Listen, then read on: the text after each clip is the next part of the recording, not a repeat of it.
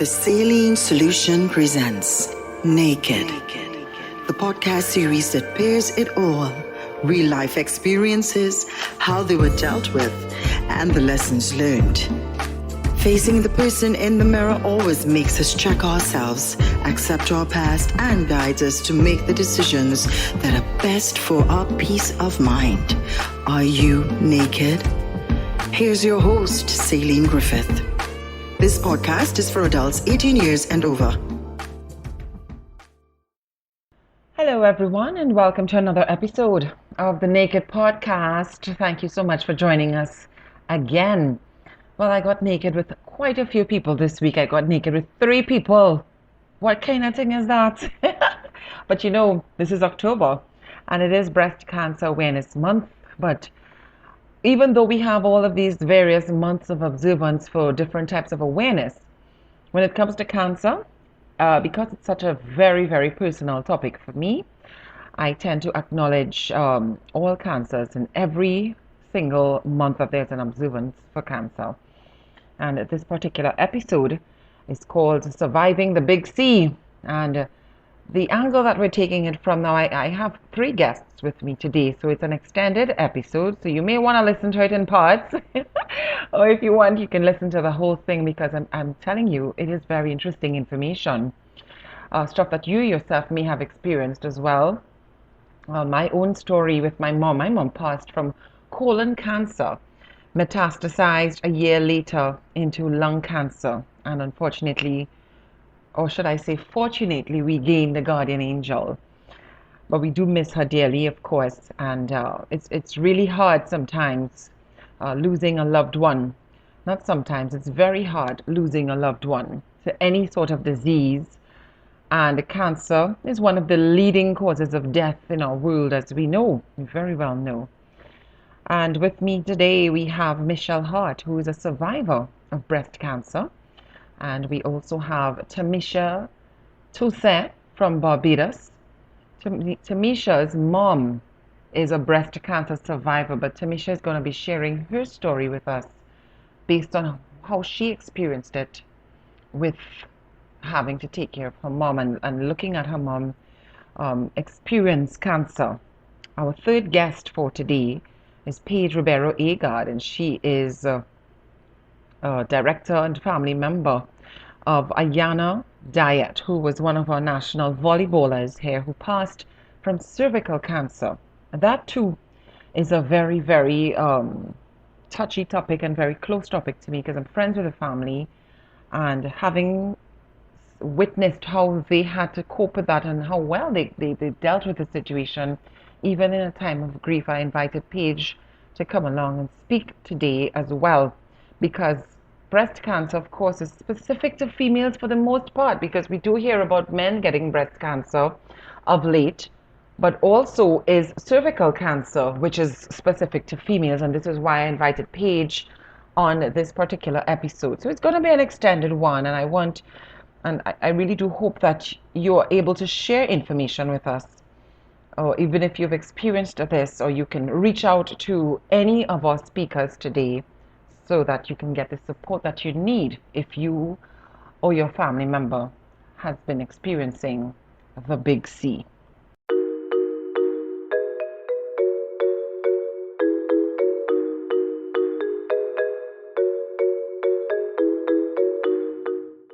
Michelle Hart is celebrating her 10th anniversary of surviving cancer, breast cancer. And she's been a spokesperson on many platforms throughout Trinidad and Tobago and maybe other places in the world in talking about her journey, and she's here to share her journey with us. So I really do hope that you are inspired and you can reach Michelle. I will share her Facebook information with you on the show notes here. So I do hope that you enjoy this conversation. Here we are 10 years later, on through all that. Mm-hmm. Those are just one of the challenges of life, I guess. Exactly. But you're here to tell, you are here to tell this story, and we are very thankful for that, because many, and I still say that people who have passed from cancer of any sort, because as you know, Michelle, my mom passed from cancer, whose was colon cancer. And she went into Right. remission for a year and it metastasized to her lungs. And that's when it came back at stage 4. And that's Wow. when cancer thought it could take her life. But I also see that she kicked its butt because she was her strongest. She was the most powerful person throughout that experience and inspired so many by the way that she treated with it. Yeah. So I always Yeah. Having met call. her myself during that point, she was you didn't even know she had, you're walking around, you walk around, you Exactly. don't know people have cancer. Yeah. And Exactly. people themselves don't know they have cancer.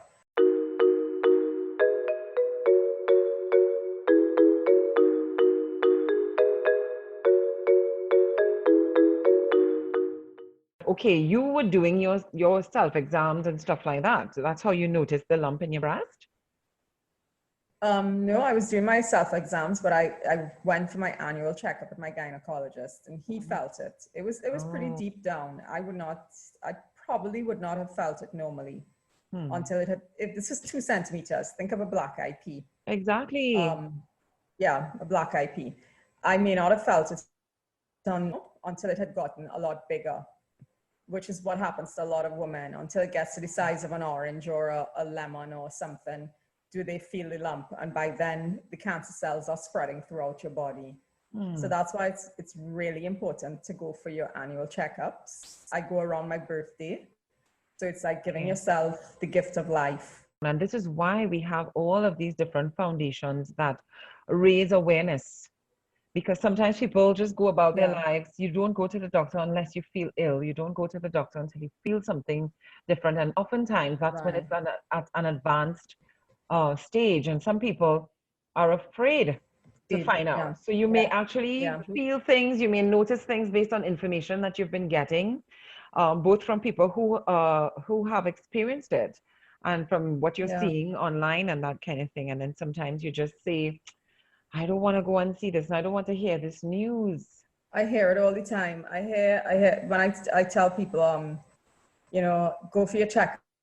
My mother died from cancer, and my aunt died from cancer, and this one died from cancer. So that's their perspective on cancer. That cancer is a death sentence. Oh, Whereas I tell people all the time, I'm living proof. You do not need to die from cancer. right. If your mother died from cancer, it means you or a family member died from cancer, it means you are susceptible to it and it runs in your family. It means you should go for your checkup. Right. That's what it means. It means if you feel something, then definitely go and ask for a blood test. Okay. Definitely go with your gut feeling. Don't hold on to it for, don't mind that little lump as though it's a child until it becomes painful and sores step in and by then it's too late. Yeah. I caught mine as small as it was stage 2A. It was not staged until I'd had surgery. They tested the cells or the lump, whatever was removed, and they found cancer. That took about a week and a half or so. By the time I was taking all the stitches, that's when I was told. I removed the first lump in July and July 2010. And then when I went to take out my stitches, the doctor says we found cancer cells. It was a 50-50 chance that it could be all good or, we find cancer. So I went back in, removed my nodes, scooped out more tissue in my right breast, and everything tested clear. There was no cancer. So it showed that the first surgery done, that we found the cancer and that had been removed, we had removed the cancer. Right. So the second surgery, where we scooped out more tissue and removed my nodes, and your nodes under your right arm are the things that help you to sweat and help you to control fluid going into your right arm, into that part of your body. Okay. Okay. Yeah. So that has its after effects, having removed all of them. It means I do not sweat under my right arm. Okay. It also means that where you see people with a sleeve on their arm to prevent lymphedema, it's because the fluid is not draining. But there are massages that you can do to prevent that. or Okay. you cannot hold your handbag on or lift anything heavy using your right arm. Oh. After 10 years, it's always a reminder not to use my right arm to lift a heavy suitcase or something heavy, because at any point in time, I can get lymphedema. That's just something you have to live with. To live with. Doctors, Okay. you know, it's live with cancer, or live with the possibility of lymphedema, and the possibility far outweighs the cancer. Yeah, so at that point, he says it's 99.99% chance that I have no cancer in my body. Still took the opportunity to do a PET scan, a PET scan, which is the only scan that sees cancer. Okay. At that point in time, it was not available in Trinidad. We do have it available now. It's available up at the MRI Center in El Socorro. Is that something that you can do on your own, or you just have to No. ask your doctor? Your doctor has The doctor has to, and they have to see that it's necessary to do it. Right. Okay. Because Yes. it's a lot of radiation. So for at least 2 weeks after I did it, they did around anybody who is pregnant or whatever it is. Obviously, I was like obviously glowing in the dark or something. I don't know. Oh shoot. Just radio. It's a lot. They inject the radioactive chemical into your body, and it moves all the way around your body. So it takes about 2 to 3 hours for the drip, but it takes about 5 minutes for the scan. So at that point, I came back to Trinidad, and the following morning, that would have been in August. It was a long weekend here. So the following morning, went in to meet with the oncologist. That's the first time he's able to stage the disease. Okay. So he looks at the X-rays, from the doctor on the lump and stuff, and the PET scan. And at that point, he was able to say, okay, it did not spread, it did not do this, it did not that. You're stage 2A. Oh, okay. Okay. I got you. Yeah. So you can't stage early on. You can't stage until after all the tests and surgeries have been done. My oncologist, he's an amazing doctor, very, very intelligent. He showed me different outcomes. He said if we were in Switzerland, this is what they would do. If we were in the USA, they would tell you go home. If you were in England, they would tell you do radiation. But at that point, I was like, okay, doc, what would you do if I were your daughter? Right. And he said, I would tell you do 6 rounds of chemo and do radiation. And chances are you can live to be 99 years old and never have cancer again. Now, that's just a probability. Yeah. Of course, so far, so good.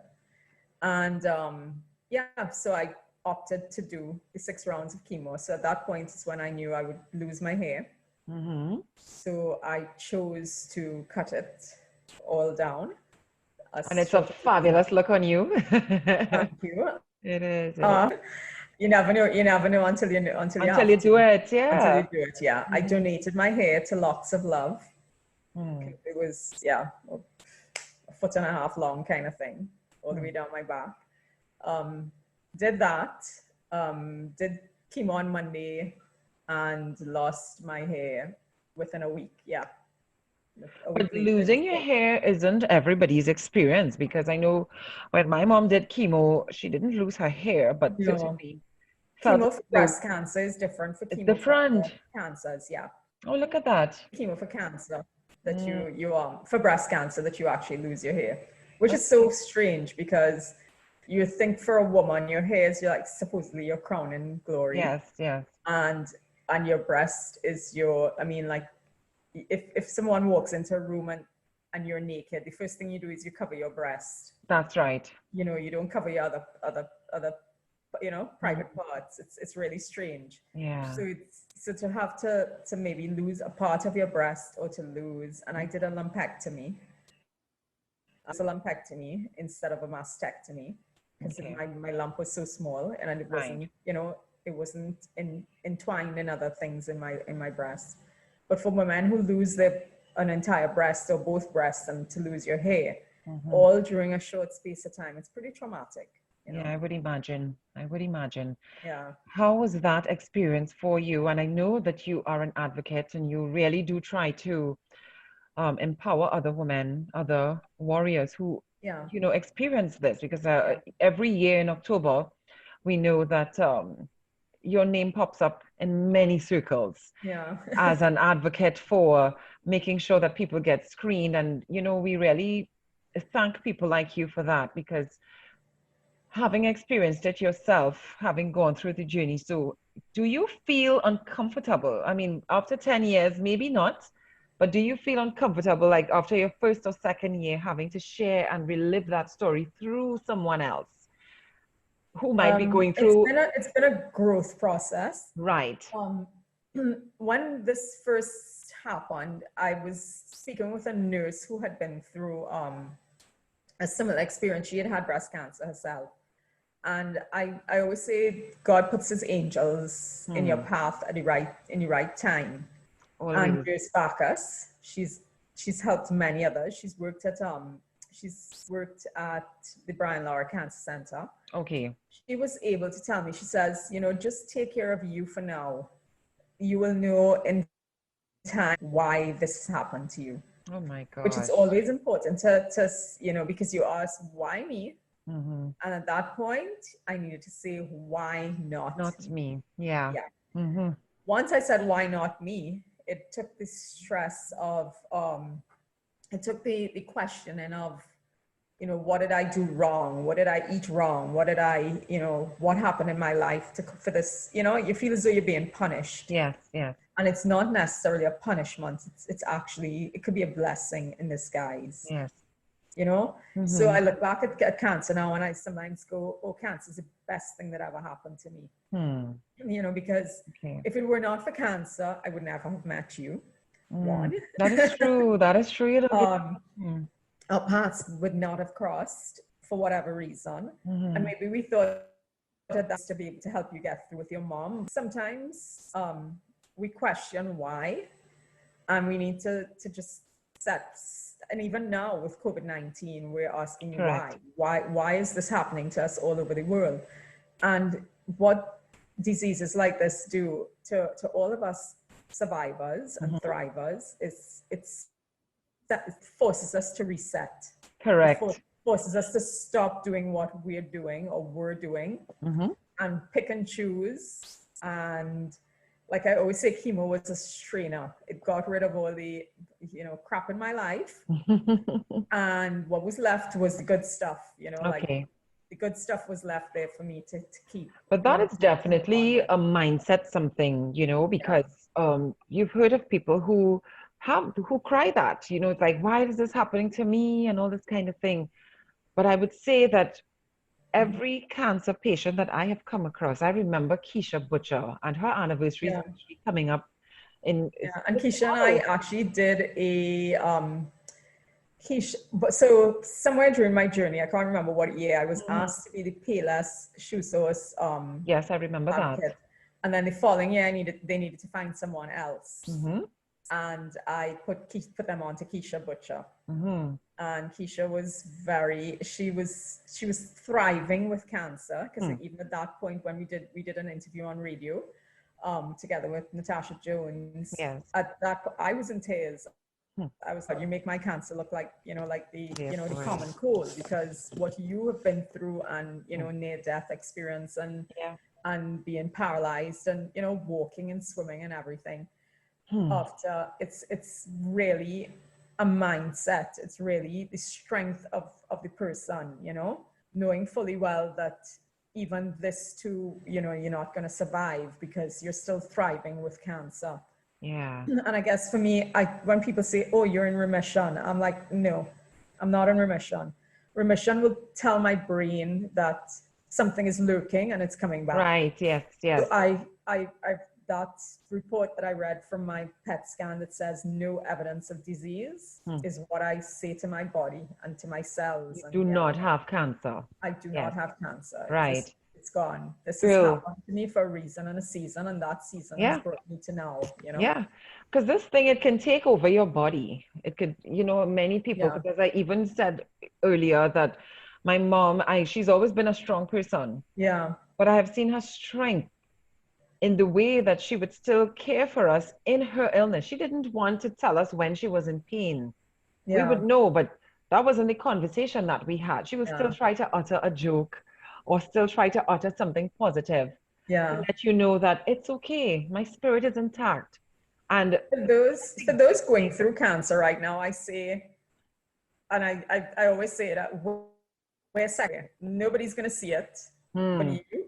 I yes. would go into chemo with my, my sexy underwear under my outfits and everything, and it made me feel good. Right. And I walked in there with a smile. Yeah. And I was like, "Hi, morning, everyone." And they're like, "What's she here for, boy? Who's she here to see?" And I'm like, "No, I'm here for chemo." Yeah. And it was like a red. It was a red. The first three were a red liquid. And I would say to myself, "Oh, that's my vodka and cranberry I'm putting into my system." And if I up, it's not the first time that I threw up from being drunk. But I never did, because there are drugs to prevent that as well. I never threw up. I always made sure to eat properly, and your nutrition is so important while you're going through treatment, because sometimes it's not the chemo that kills like I say, it's not the chemo that kills you, or people say the chemo kills you. It's not the chemo that kills you. It's your body being fit enough to withstand. I always think of it as a hurricane being battered. So think of it as 6 rounds of a hurricane. So if we were battered by 6 hurricanes, the first time the window will fly open, the second time the window will fly off, the third time the window will break. But if you're fit enough and you're eating properly and you're resting a lot, people stressing, sleep. When you're tired during chemo, even years after chemo, when you're tired, it's because your body needs rest to recuperate. It needs to heal. Listen to it. Don't drink coffee and try and be a hero.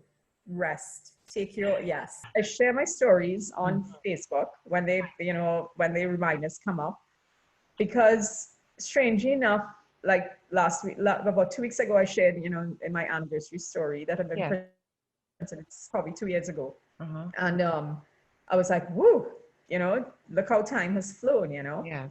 And there's maybe over 200 people or 300 people last time I checked have, sent messages or whatever it is. But there's always that one person who private messages and says, "Hey, Michelle, can I talk to you?" And I'm like, "Yeah, sure." And that one person is usually the person who has a lump and is fearful of what's the next step.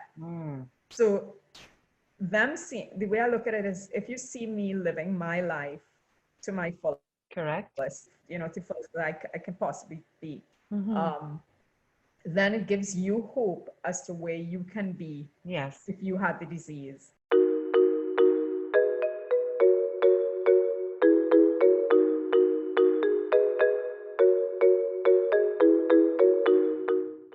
But yet, you sometimes know, I often wonder for the patient who finds out when you go for that first consultation and you hear you're at stage 4. Yeah. And we know that there are cases with stage 4 that people live to tell the story, and I marvel at that. But we also know that there are stages where people at stage 1 that die, and they do die, yes. But the legacy that they leave behind, the journey that they would have, that particular time frame between hearing that I have cancer and knowing that this could possibly be the end for me, the way that you see that they are so resilient, and the way that they just let themselves go and are empowering to other people. It's so selfless, and it's just like a common thread throughout the entire thing, because I'm like, is this what cancer does to you? So I liken cancer to COVID, because I remembered saying the other day, COVID is here to keep us in check, because this world has been reset all over the place. And I appreciate COVID for what it is. I'm sorry for families who've lost loved ones. But we need it. This world needs to catch itself, pull up your socks, we're still not there, and call yourself out on your bullshit, because at the end of the day, we have been going down a path where anything is everything in this world, and everybody's lost their goddamn minds.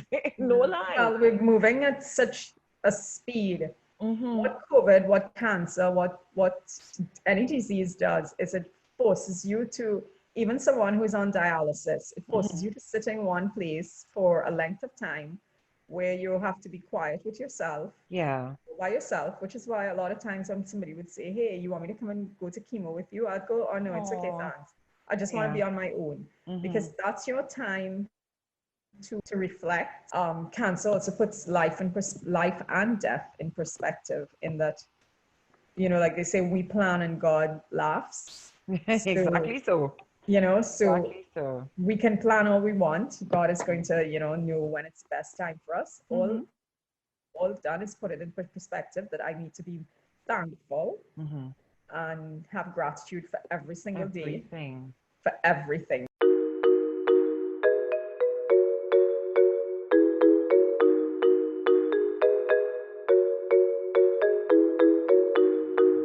There's probably somebody listening out here right now who is sitting with a lump, and they know they have the lump, and they're thinking, oh my God, where am I going to get the money to do it? Just go to your doctor, go to the clinic in St. James. It's the most amazing place to go. The nicest people, and once you're Trinidadian and you have your Trinidad ID card, according to my oncologist, it's free. Okay. So that whole thing about fundraising and whatever, it's not necessary. But for young people listening here, I would also say start your insurance policies from the time you leave school. Okay. Because there's nothing better than having that insurance policy to do all the additional testing and stuff that you want to do. Thank you very much for this opportunity to share my story again. Thank you for taking the time.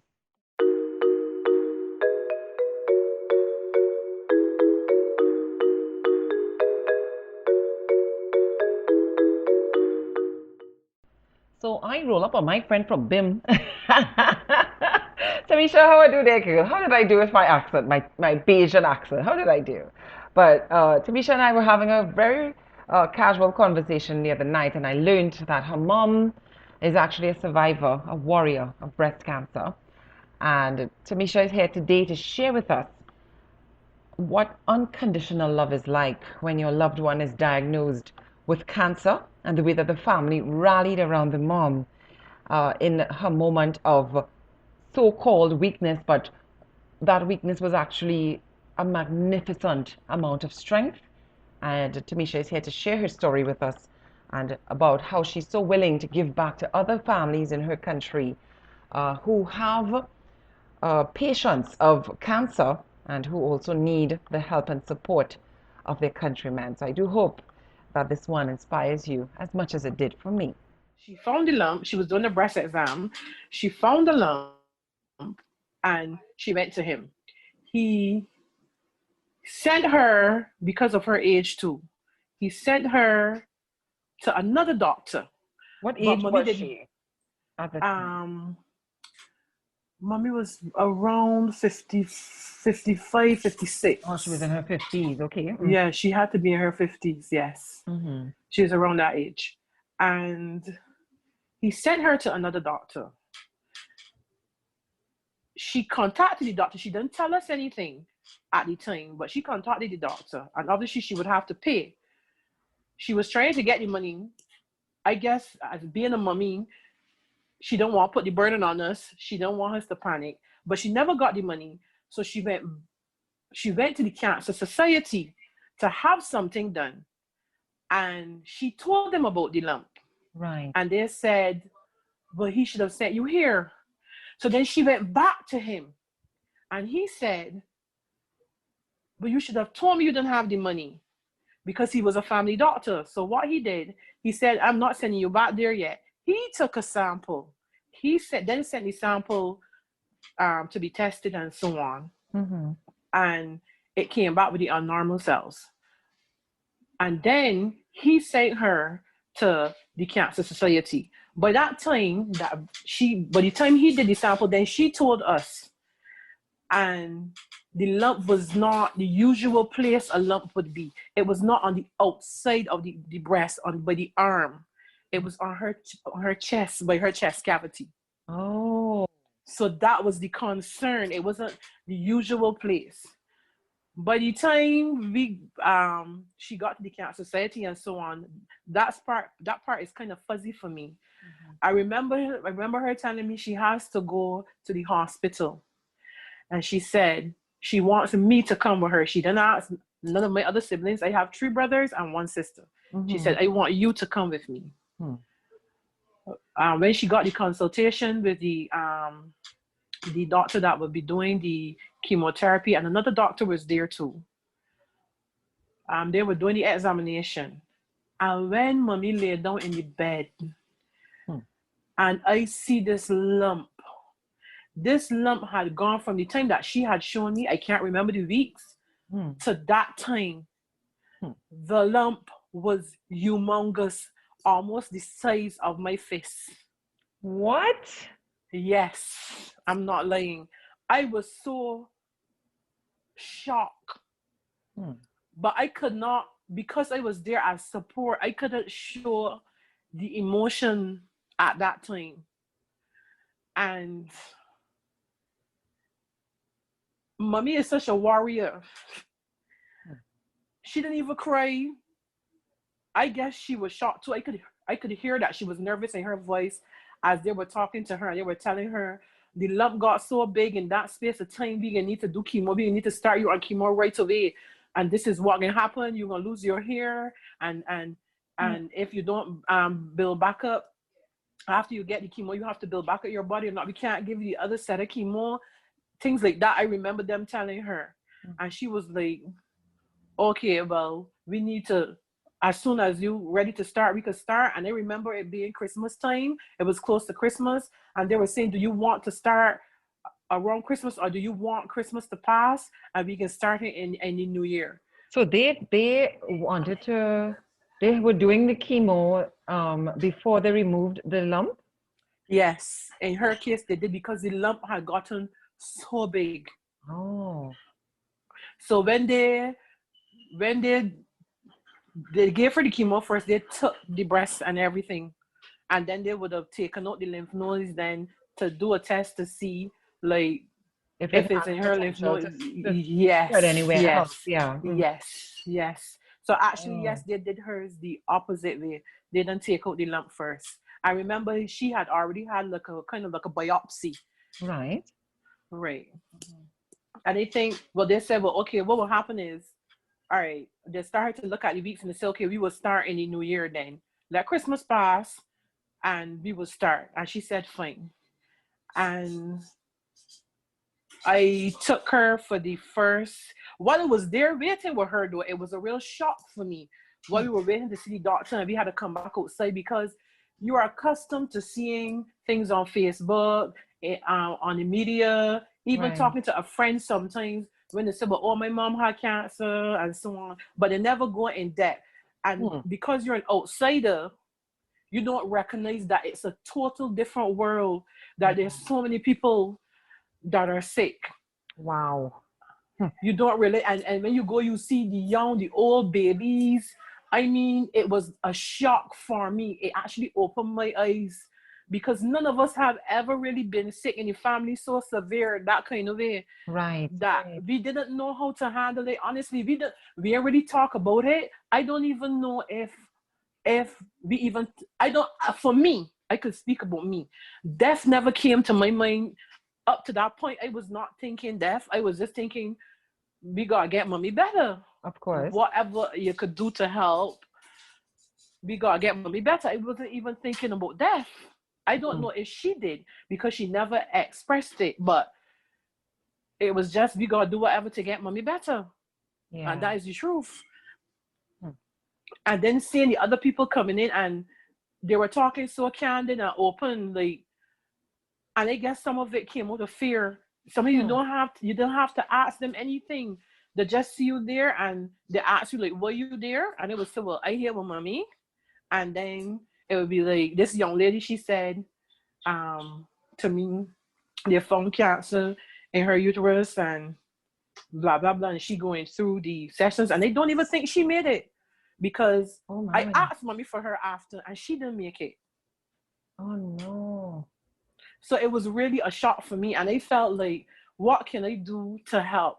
And I always would be like, after this pass for mommy, I can go to the Cancer Society, and I can see what I could do, because what the Cancer Society here in Barbados does, just a little piece. What they did is, I saw when we were there, they came and they would bring lemonade or a cool beverage for the patients. Yeah.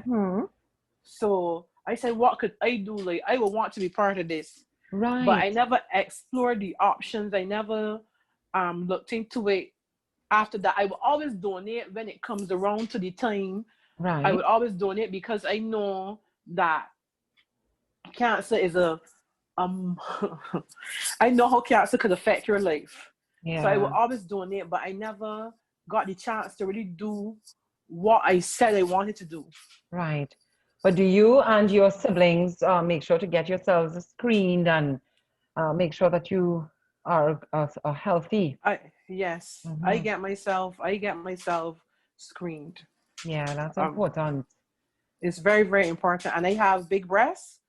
So yeah, I have big breasts. So every year I check my breasts on my own. Of course. And last year was the first year that I got a mammogram. Okay. And I asked the doctor about it last week, actually. And he said I don't need it yet again. I'll do it every 2 years for now.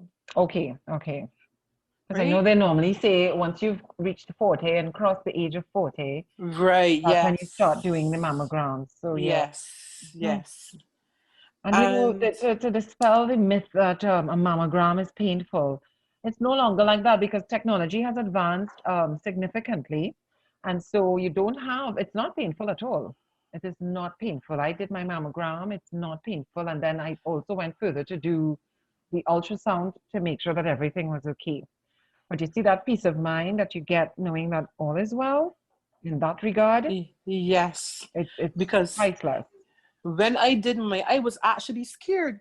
I actually put it off. Okay. I done made the appointment to 3 months later. He gave me the slip to go to the Cancer Society, and I put it off for 3 months. And then I said, because you want to know, but it's still the fear of knowing and the battle, because I would have watched mommy had a whole head of hair. She didn't cut anything.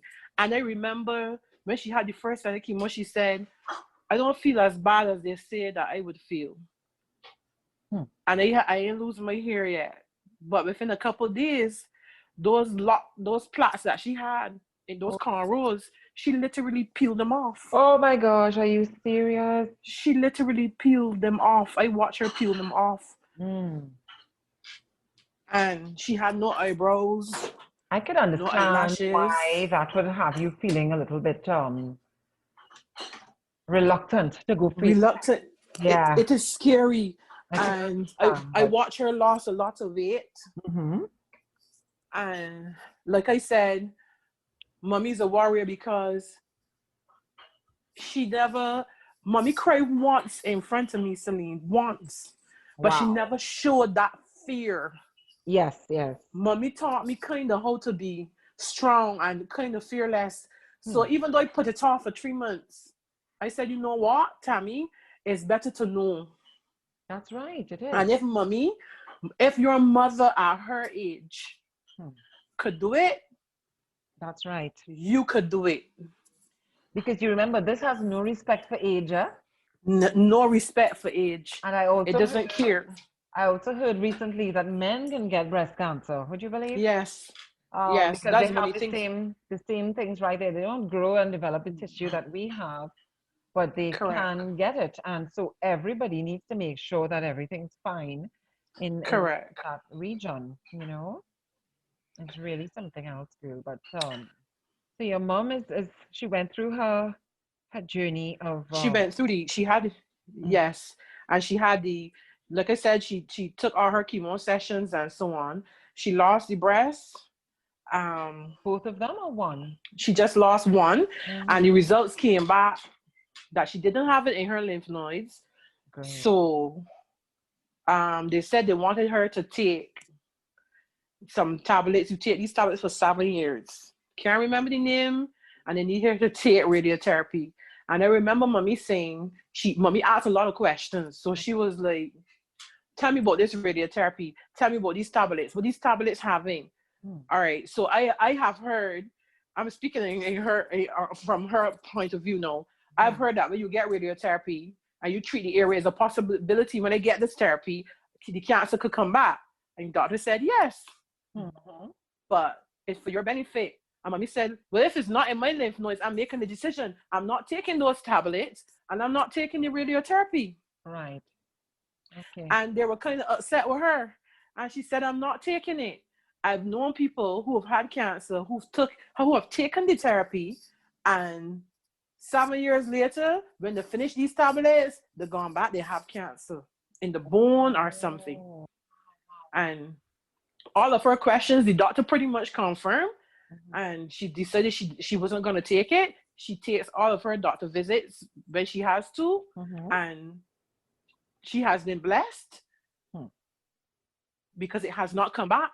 There's no trace of it for the moment, but there are side effects to chemo because, yes, when she took the chemo, the lump went down instantly. From the time she got that chemo, Celine, that lump went from the fist size, like I told you, to a pea size. Wow. Instantly. And so did they remove it after? Well, yeah, they removed it after. Yeah, right. when they took out the breast. Right? Okay. And wow. I kind of agreed with mommy for asking her questions and trying to do her research and trying to get her claims. But what has happened now? It's your body, right? Correct. When my mom's cancer came back, and she said, no, I'm not doing any treatment. I'm not. She said, let this, because they told her it was stage 4. It metastasized to her lungs. And she's like, let my life run its course. She said, I'm not taking nothing again, because her experience with chemo was traumatic. I remember taking her up one day from her treatment, and we're going up the highway, and she started to stiffen up, and she's telling me that she can't breathe, and I had to pull aside. I had to miss my exam that day. I had an exam that morning, but my sisters weren't in the country at the time for her first chemo session. And I said I could always do for that exam, but I needed to be there with her because it's her first session. I want to be there sitting next to her to see what happens when she's experiencing it, you know? Everything went well with the administration of it, but on the way home, she said she started to feel like there were icicles in her throat. She could not breathe properly. She was stiffening up in the car, and I was just so scared because we didn't know what to expect. Yeah, yes. We didn't know what to expect either. So traumatic, and you have to realize that you cannot even afford to be emotional in something like this. You just have to do what you need to do, make sure that the person is comfortable, and so that when you're going through the process with them. So with your mom saying that she didn't want to take any more medication, I can understand that. And the doctors, I think, maybe they need to be a little more open about everything. Thank you. Yes. Make their final decision. You know, because at the end of the day, it's your body, and it's your body. She can't possibly blame the physicians for saying, you didn't tell me this, you didn't tell me that. But then why was she in a position where she needed to ask all of these questions without them bringing the information forward for her in the first place, so then she could be. Thank you. Yeah. Thank you. That's a salient point. But and they didn't, and I think that they were quite annoyed when she was asking all the questions. But they did answer, and she was able to make an informed decision. And I mentioned before that she cried to me one time, and then that one time mommy was crying. This when she said to me, all my life it has been so hard. I've worked so hard. I didn't have any parents. I did what I needed to do for my children. I know it's time for me to slow down. No, I still have another hurdle, another obstacle. And I felt so bad, Celine, because I know I watched my mother work hard. Honestly, she wasn't one of the people to go in the paper begging. And I'm not saying that to insult nobody. Right. But she just preferred not to act. She preferred to work. So if it was cleaning, if it was whatever, she would do it. So now I'm going through this another obstacle. And like I said, nobody in the family was ever sick, and she never really had parents around that she had to take care of like that. Like, we never had sickness like that in the family. So it was really, it was a shock. And I must say that even though we as a family didn't talk about it together, as in sit down and say, this is what we are doing, everybody just played their part. Because my brothers, sometimes the last boy, he would stay home from school to make sure, because obviously, they throw up and stuff. Yes, yes. To make sure that she could go to the bathroom. My other brother would chip in. My sister would chip in. I would wash the clothes. I would start bringing the clothes. I can wash the clothes. So everybody we just fell into line like soldiers. Without so that's even to show saying it. how much of her hard work has been passed on to you guys. Without having to ask, or to, as you said before, you wouldn't even have to sit down together and decided who's doing what. It was so natural, the process. It was so natural. Yes. This is mommy, the person who sacrificed so much to take care of us. Of course, we'll do our part. So everybody just fell into line. If I took her to the hospital on mornings, when I had to, I didn't stay. I couldn't stay every time, but I would come back. I would pick her up, and I would bring her back home. If I couldn't, we would make arrangements so she could catch a cab, and somebody would go with her. Right. So in terms of that, I must say that we really came together without even saying it, without argument, without anybody saying, "We can't go here today." No, mommy, because people process pain differently. Correct. Yeah, some people evade it altogether. Altogether, it is not a case that I feel that sometimes people want to be rude. People just handle crisis different. Correct. And I remember your mom was saying she worked so hard, and why does she have to deal with this now? I have to deal with this now. Is another hurdle. The thing is, he knows that she can handle it, and he knows who you all are, who her support is. So I mean, that's another way of looking at it. And I'm really, really happy to hear that she's still here with us. Yeah, she is. Yeah. And she's not doing as good as we would like her to, because like I said, chemo has its side effects. Of course. Because she has this this thing where she kind of shakes sometimes. And it's not Parkinson's. So they're assuming the chemo would have done something. But outside of that, she's good. She's still like dressing up. The hair grow back. Mommy got more hair than me. Wow. That's fantastic. Mommy hair thick and long. So but how is she in terms of, so she's gone into remission now. Yeah. And she does her doctor's visits and stuff, making sure, because you said she's not doing any treatment. No. So is she scared? Has she changed her lifestyle in terms of dieting, in terms of how is she managing that to make sure that it doesn't come back? Well, she had changed her diet.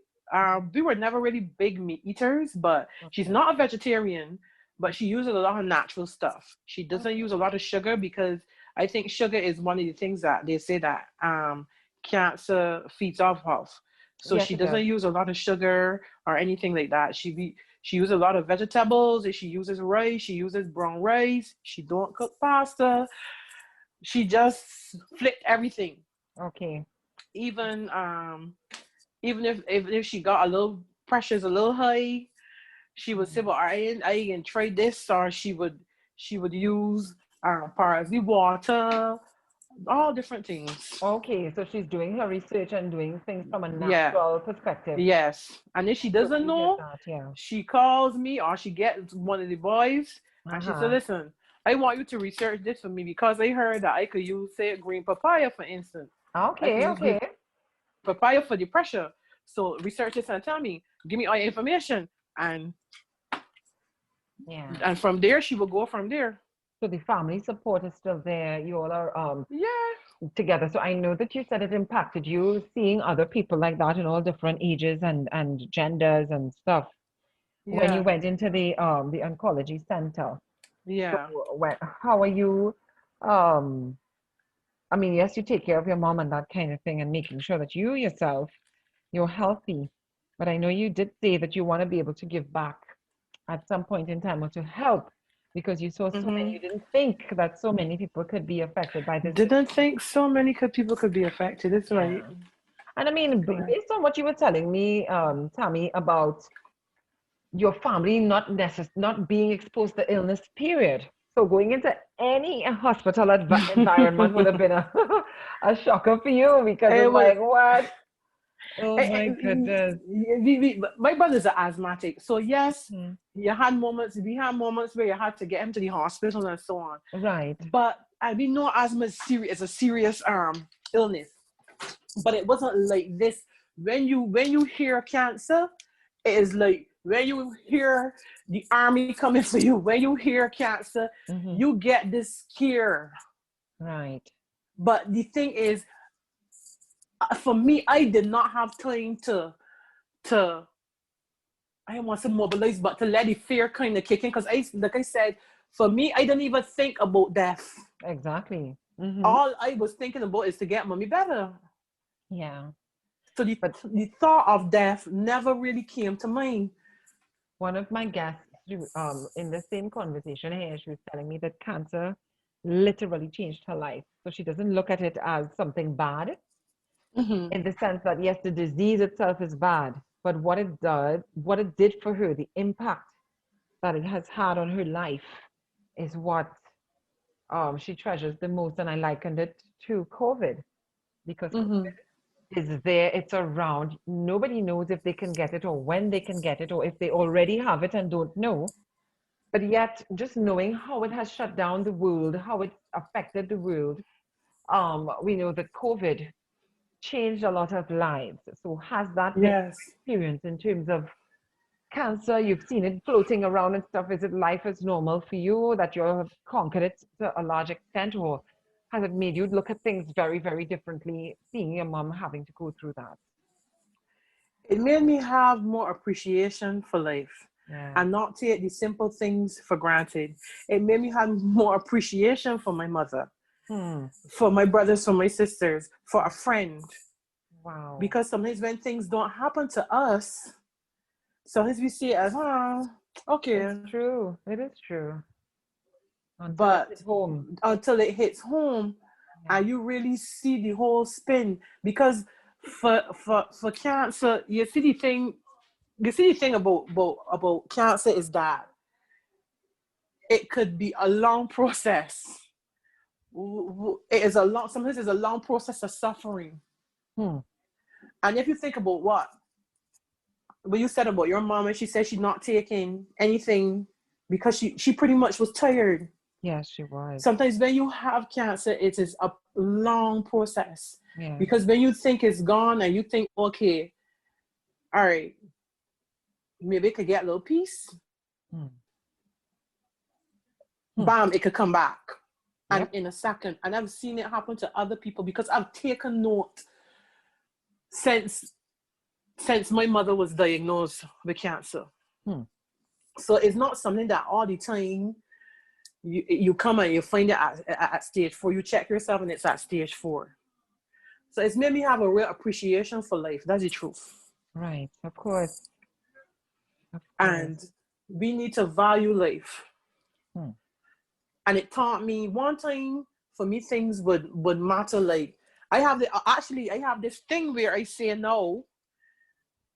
Like if you throw away a drink in my car seat, before maybe it would have freaked out a little bit, but I changed that actually. And I say people over things. Yes. So things that I used to care about before, I don't. It made me think that life, it made me understand. Sorry, not think. I've understood. It brought to my eyes that life was important. And that's the same way God wants us to see it. Life is more valuable than anything else. Things, that is true. Things. That is true. So I changed my thinking from then, and I say people over things. So if something happens, no, I don't make a big fuss about it. This is why I say, in every situation, there's always good in every situation. We just need to open our eyes and look for it, because whilst it would have been a challenging time seeing your loved one experience an illness, or you yourself experience that illness. Yes. And we hear so much negativity about cancer. And the Yes. statistics alone will show that cancer kills so many people, but there are so many survivors. And not only have some people passed on as a result of cancer, being ill with cancer, but their journey and what it did to their lives in terms of, even though they may have died, you've seen such beauty in who they are, True. the strength that they would have shown in their struggle, in their fight against this disease. So I would always say that we are all warriors, all of our True. survivors, those who actually suffered the disease, they are warriors because at the end They're of the day, warriors. everybody's life has been changed by it, and they have touched other people's lives as well Mm-hmm. by the way that they treated with the disease. I have never come across a cancer patient or anybody who is terminally ill that comes Mm-hmm. across saying, "Oh my God, is this it? This is the end for me." No, you always hear them saying positive things, like, "Oh, it's Yes. probably God's plan," and you know what? We just have to be strong. And they themselves, they look at life from a calmer perspective. A calmer perspective. Yeah, so Yes, they do. they win. They still do win. And They still do win, yeah. I said that in my mom's eulogy. I remember saying that. I said, "You think cancer think he's won? She kicked his ass." I said, because True. this woman was strong up until her very last breath. Yes, I donate to the when we have the cancer month and stuff here in Barbados. Mm-hmm. I make donation Right. when I see the people and stuff. And one of my fears is if the money too is being distributed the way it should. Because to Oh, me, to the patient. to Mm-hmm. the patients, because to me some of these people need a lot of help, because even when you go home and you have chemo, you still got to be eating right. And we have a lot of people here on this island that are struggling. You still have to eat, because if you don't build back up your body, they don't give you the other side of chemo. Okay, Because okay. remember, you go through it in stages. Well, maybe that's how you can make your contribution instead of just donating. Come up with a plan, seek the help of a dietitian or a nutritionist or something, and let them, if you can visit families to help them out and make sure that they have the right amount of things in their homes. That's a good idea. So sometimes we really have to get down into it as opposed to It's a true. donation, because if we don't know where it's going, we do it with good intention to say, Tension, yes, I yes. am contributing to this cause. And if you have a question in your mind as to how it's being distributed, sometimes you have to do it yourself, True. and maybe you could start your own drive like that, That's a good idea. especially knowing how your mom experienced it as well. But she's a very blessed woman, and you all are a blessed She's family very blessed. to have her around still. So that in itself right there is the reward, that she's still here. She still does what she needs to do to keep herself in as good condition as possible. And obviously she's getting down in age now. Right. So how many years has it been since her last she's 67, so it's probably like 11 or 12 years. That's fantastic. That is fantastic. Well, I really want to encourage you and your family to really get involved in other activities. And when I say, especially in terms of raising awareness on your island, Yes, yes. it's really important to do that, and be support to other families that you see going through what you went through as well. Yeah. And I know that you have it in you to do it. Most definitely. I do. Just need You do. Just need a little. Like, you gave me a good idea. Actually. Yeah. Now that is some really good stuff there, man.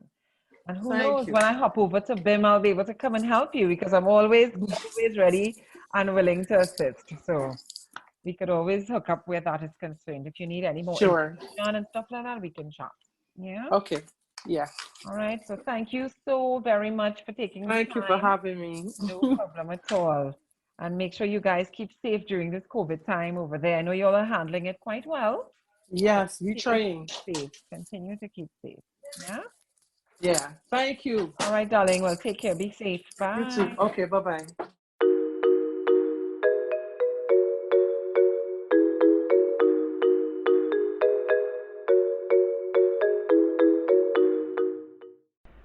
So you're young and pursuing all of your dreams, and you're abroad studying, and then you get this phone call that your very young aunt, who you call by her first name because you all are so young, she's so young, Ayana S Dyette, a name that many of us know about in the sporting arena because she's been one of Trinidad and Tobago's esteemed volleyball players, represented us on so many platforms in so many countries around the world. And Ayana is no longer with us because she passed on from cervical cancer. But what the foundation that her family members have founded in her memory and what she wanted to do just before she passed in terms of spreading the information and sharing information about young women and women in general getting screened, getting early detection to prevent cervical cancer is an amazing story, and I hope that you are inspired and that you do your due diligence to prevent cervical cancer. Yes, I was away, but I remember when I came home for Christmas vacation, Mm-hmm. yeah, she lost a lot of weight. However, she was also exercising. So I just kind of assumed that she lost weight because she was exercising and she was Right. doing like her green juices and stuff because she was actually preparing herself for surgery for fibroids. I remembered seeing her at the mall sometime and I said, hey, how you looking so sexy? I mean, she's always so fit and all of that. And I remember telling her, and she said, "No, girl, I Very just true. changing my lifestyle." So she stopped eating meat and that kind of thing. So I remember that conversation with her. Yeah, so she was definitely doing what we would call all the healthy things, you know. Exactly what she said. She stayed away from the meat. She ate her green leafy vegetables. She worked out. So it really just did not make sense, or at least at that point for me, I did not make that connection that something was drastically wrong. I just noticed, obviously the weight loss, but to say definitely not. Um, but I was in school when I found out. My stepfather gave me, sorry, my stepfather called and he just went through it, plain talk, bad manners, said what it was.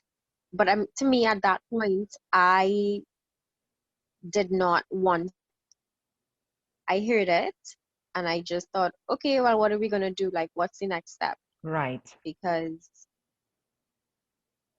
I just feel like we were always so positive. She was always so positive. Our family is generally a very positive family, so it was always it was always about how are we going to battle this? How are we going to figure this out? Anyway, that being said, for me, while I was in school, I would message Ayana just to check up on her to see how she went. But she always made sure that she never seemed weak. So Right. it was always a matter of, oh, I'm great, everything is good, going to the doctor. I mean, mommy herself wouldn't really update me if she's having a bad day, Right. just because I guess they wanted to keep the peace of mind for me to get through school and that type of thing. But I know for a fact that there were days that weren't good home because my mom wasn't good. And Right. once mommy's not good, then I know You it's know. because things aren't Yeah. Yeah. flowing. Hmm.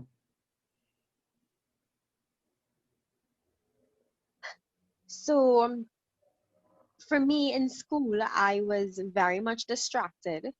I didn't have much time to think about it unless, you know, I was really by myself or somebody brought it up. Because a few of my close friends knew. And, you know, now as I'm looking back at it, I realized that both Ayana and I guess myself, we didn't really get to talk about like not being able to see each other again or hear each other's voice. Like we didn't have that conversation. Yeah. We didn't get to have that conversation. I didn't really, for me, I still feel like I didn't really get to say bye. Um, so it really is just a matter of going through all the emotions. And I remember before I came back home, again, my mom made sure my stepdad delivered all the news. I guess because he knew how to speak to me. He's a very Exactly. straightforward person. Yep. And my mom would get emotional and, you know, that she doesn't want me to And get then her emotional and having stuff. to deal with it as well. She too is trying to process the whole thing. So yeah, Exactly. my own experience with my mom going through that process, I remembered having to put aside all emotions. I had to just be logical with the entire process because it was a lot to deal with. So when I heard about Ayana, I heard in the last stages, because I know your mom, how she is, your how the family is, you all would prefer to deal with your issues within the unit. And Yes. I remembered saying to myself, you know what? Wendy didn't tell me anything because she wants to have this to deal with and having to update everybody around and all, it's too much. So I left her alone. But It's way too much. I noticed that conversation I had with Ayana, that's the first thing that crossed my mind. And I said, God, please tell me it's not that. Because I found that she looked pretty much like how my mom was looking.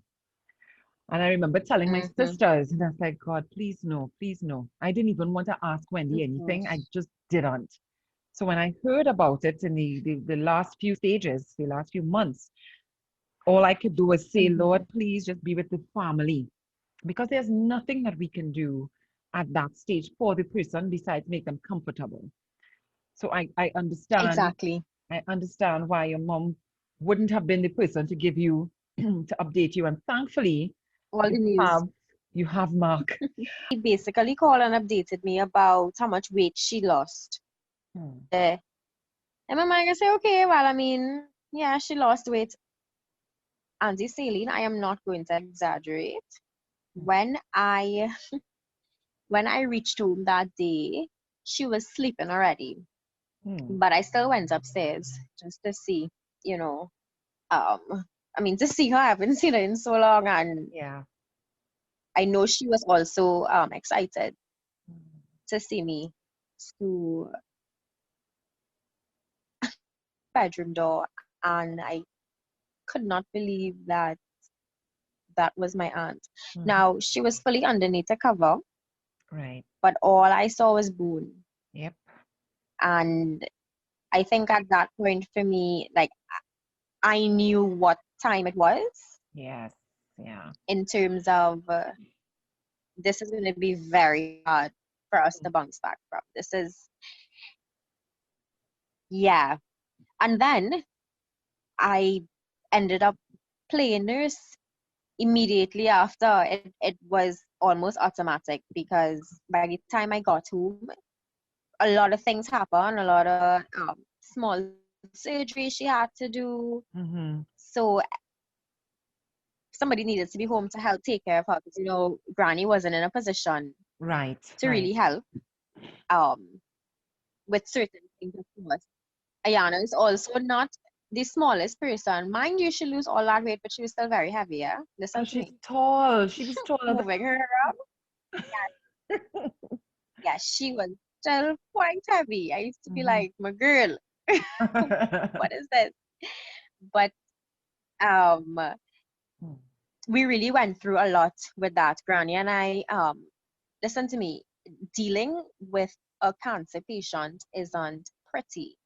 And I feel like we don't show the ugly sides of it. Exactly. And I mean, because who wants to see the ugly side, right? But I feel like at some point you have like spare yourself for it because it could really scare somebody. And for me, I could not imagine what my grandmother was thinking watching her daughter A go through child, this yeah, and boy. probably feeling helpless because in many cases Yeah, she was helpless, you know, and her youngest daughter. exactly. It I can't yeah, that was a struggle, but I was saying that, you know, it's ugly because things get messy sometimes. Like some days aren't good Yeah, physically for them, mentally.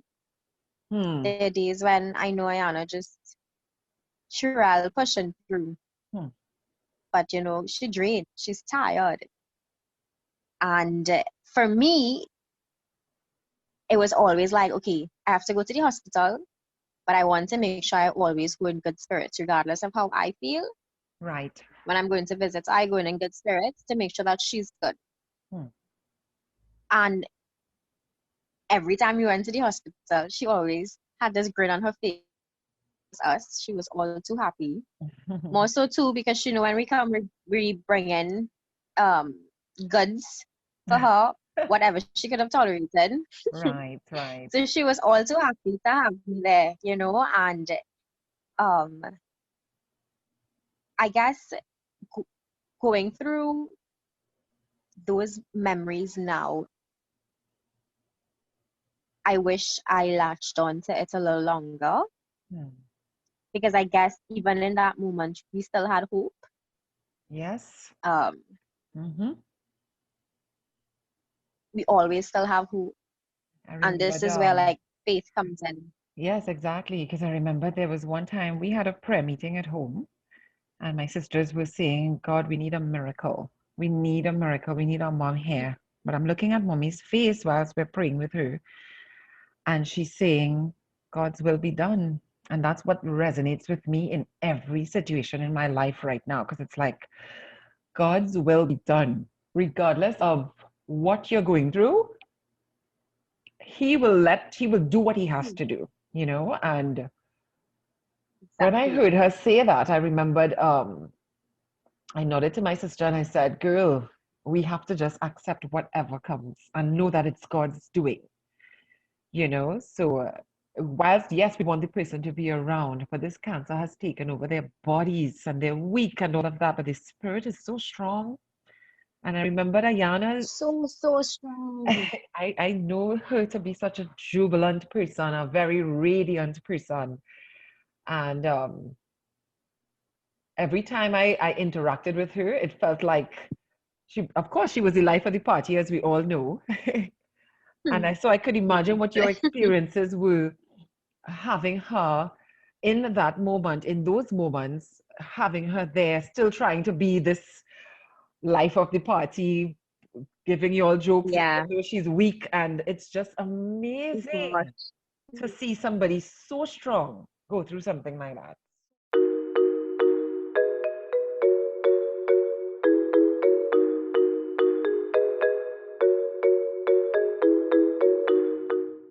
Ayana's journey, her detection was a pretty late one, was it? Yes. Right. Some doctors diagnosed her at stage 3, some did at stage 4 cancer.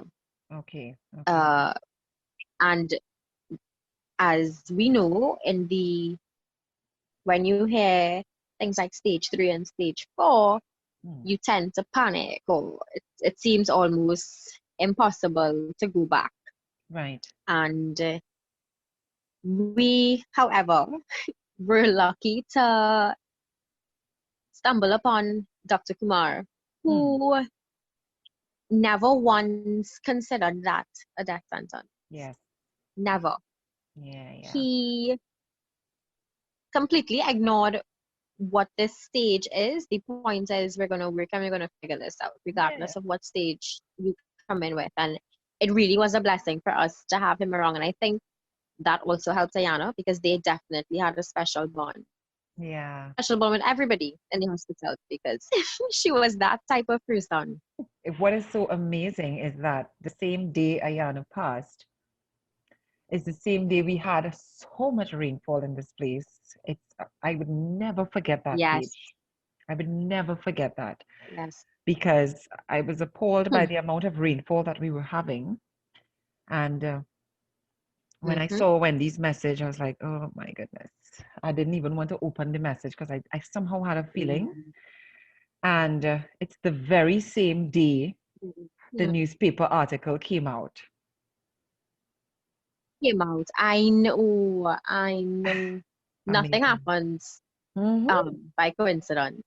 Yeah. Mm-hmm. So we got to learn, or the rest of Trinidad and Tobago and the world got to learn more about Ayanna. In those days, we heard about her journey because not many people knew that she was sick in the first place Exactly. because of how quickly everything expedited and I remember too that when the article came out, it was very thorough in terms of her journey and your journey as well. And she also, Yes. what it is that she was talking about in terms of what were some of her last words, if you care to share that with us. Hmm.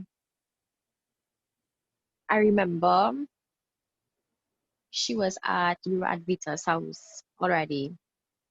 Um, and you would not believe that um, Ayanna Dyette, I would never forget this, that one of her very last words was chocolate cake What? because we asked her, we asked her what she wanted to eat because, they more or less were telling us to prepare her Mm-hmm. for that. And, she can eat what she wants at this point, to be honest. Yeah. And if anybody knew Ayanna, her belly is priority. For somebody who's so She slim. loved food. So I know, I really don't know how she did it. I don't know. But she Mm. definitely loved food. But yes, chocolate cake was one of the funny moments for sure. Mm-hmm. But I remember there was one time she didn't even have to say anything, Auntie.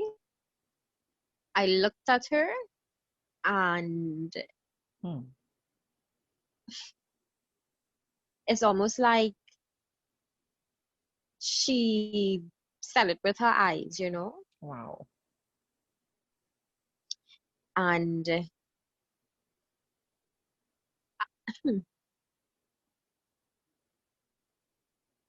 it was just really, really hard to Hmm. Accept. force yourself to accept something that you have absolutely no control over at this Correct. point. Mm-hmm. Mm-hmm. And I feel like for the rest of your life, you kind of try to continue accepting it because nobody fully accepts it. We still have that, gosh, I wish you were here. All the I questions as wonder to if, what we could have done. Yeah. yes, Mm-hmm. most definitely. Mm. So I think sometimes people forget that the families do go through a constant battle after Mm-hmm. because you're now battling with all the voices in your head Mm. about all the things that you could have done differently, Yeah. all the things that you wish you said before, all the things you wish you wish you didn't do. Sorry, Mm-hmm. but that is where we now channel our energy into something great.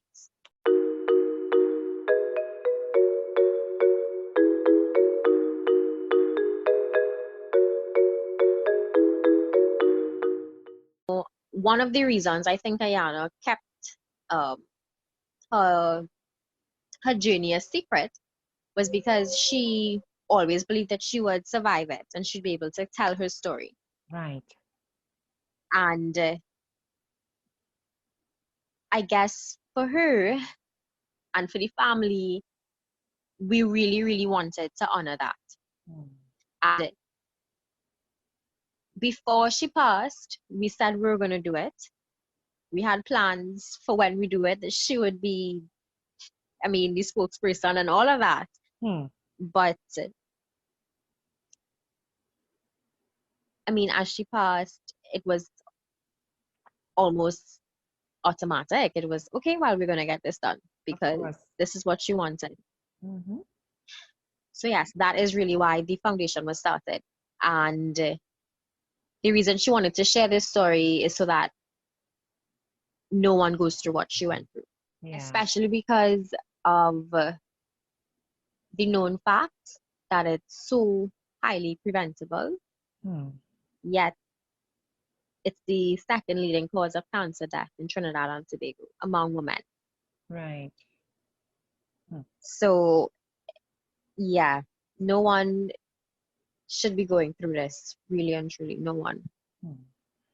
But the Ayana S Dyette Foundation has been doing a remarkable job in keeping awareness alive and very current, because you know that, oh, okay, this is Breast Cancer Awareness Month, but you still have the conversation going on. And I oftentimes would say that cancer is cancer. We have the different months for awareness, yes, because we want to make sure and give each of the major types of cancer, the ones that are more prevalent, we want to give it its time so that we can share information and all of that and not really clutter people's minds, right? So that's the purpose of having the various Yes. months of observance.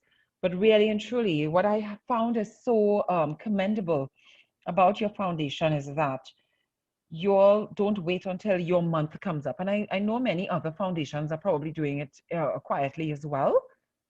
But because I am involved to some extent with this foundation, I have to say that I really, a simple thing like you all wearing your ribbons every single day. And it's not even that it's I know, right? I know it's not even an afterthought. Wendy will she will just start a conversation with someone and ask the question. And I found myself doing that now. Every time I'm in a space and I'm thinking about ladies stuff, I end up asking, did you go for a pap smear this year? What about the HPV vaccinations? It's so automatic now. And I am really, really, I have to say that Ayana is still doing so much, because each warrior of cancer or any sort of illness, but we're focusing on cancer, each warrior, they have done their part in so many ways. Because one of my guests, she continues to speak. She's a survivor, and she continues to speak about it. She continues to share information and be a support to others. And here it is, Ayana is doing it through the foundation. She's still doing it because I believe, so true. I honestly believe that, as you were saying just now, Paige, she was going to do it. You were going to do it anyway. So her passing really wasn't the reason why the foundation was started. And I have to say that I commend you for it and all of the work that you've been doing very quietly, because it's not about a fanfare. It's not about getting a photo ops or anything like that. You all are doing it tirelessly, and the way you're seeing it spreading all over Trinidad and Tobago and hopefully the region. So I do hope that it continues like that, and you have my full support always with that. Yes, thank you very much. Yeah. Anything else you wanted to share with our listeners before we end the conversation? Well, ladies, please book your appointments for your pap smear. This is something that we should not take for granted. And as women, we take so much pride on how we look on the outside, and we make sure we get our hair done, our nails done, your makeup, you put on a great outfit, whatever the case is. But we're not taking care of ourselves on the inside. We're not doing our due diligence. Right. And I feel like self-care and self-love can only be accomplished if you incorporate every single aspect. So let's take care of ourselves physically, mentally, emotionally, and spiritually.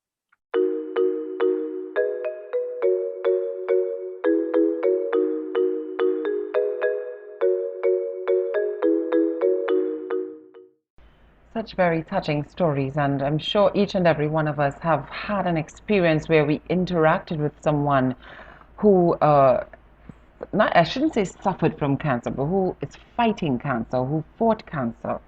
And I do hope that you continue to fight. If you are a patient or a warrior of cancer, we hope that your journey is going to be one where you have all the support that you need, all the positivity that you need as well. Remember to always get tested. Do it early so you'll know what your action plan is. I dedicate this episode in memory of my loving mother, Celia Griffith. I also dedicate it to Keisha Butcher, one of our warriors who would have passed on last year in 2019, and to Ayanna Dyette, as well as all of our warriors who would have passed on to breast cancer and cervical cancer. Also to all of our survivors right now who continue to fight, who continue to spread awareness We thank you, we salute you, and we fight with you. So we do hope that you enjoyed this episode, ladies and gentlemen. And thank you so much for joining us on another episode of Naked. Always a pleasure to be in your company.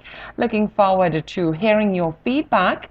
Remember to drop your comments on the Saline Solution page on Facebook, and on Instagram it's the Saline Solution, Saline G. Always very happy to hear from you. Thanks always to Cam Productions for editing, and remember always to be a good human. Cheers for now.